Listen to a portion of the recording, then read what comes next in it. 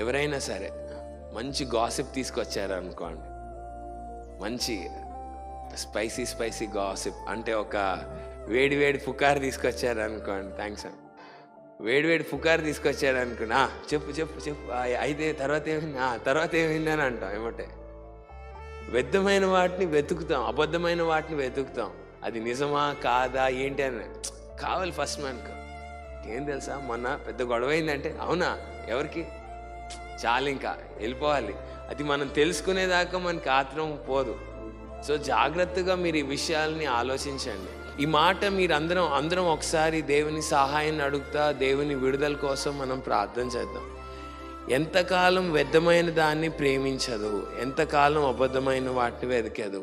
మనల్ని మనం దేవుని సహాయంతో, దేవా ఈ పరిస్థితిలో నాకు విడుదల కావాలని అడుగుతా ప్రార్థన చేద్దాం. ఎంత ప్రార్థన చేసుకున్నా ఈ విషయాల్లో నుంచి మనకు అందుకనే ప్రతి రాత్రి ఈ కీర్తన చదివితే, ఎంతకాలము వ్యర్థమైన దాన్ని ప్రేమించదు, ఎంతకాలం అబద్ధమైన వాటిని వెతికేదు. మనల్ని మనం ప్రశ్నించుకోవాలి పడుకునే ముందల. ఏం ఆలోచిస్తున్నాం, ఏం వింటున్నాం, మనము ఏ అబద్ధాలని అంగీకరిస్తున్నాం. అబద్ధాన్ని అంగీకరిస్తే ఆ అబద్ధం ఏమవుతుందంటే మన మీద పనిచేస్తూ ఉంటుంది.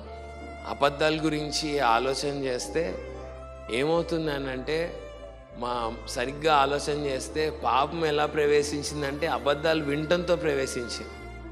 కాబట్టి ఏ మాటలు వింటున్నాం అనేది ఆలోచించుకోవాలి. ఎవరి మాటలు వింటున్నాం, ఏ మాటలు వింటున్నాం, చాలా జాగ్రత్తగా మనల్ని మనం పరిశీలన చేసుకోవాలి. ప్రభువే మనకు సహాయం చేయాలి ఈ విషయంలో.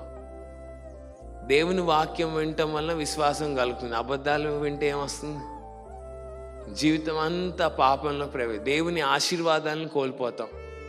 అందుకని ప్రతి ఒక్కరు దినదినము, క్షణము, ప్రతిరోజు మూమెంట్ బై మూమెంట్, అంటే గడిచే కొద్ది ఒక్కొక్క క్షణం తర్వాత ఒక్కొక్క క్షణం దేవునికి అప్పగించుకోవటం మనం నేర్చుకోవాలి.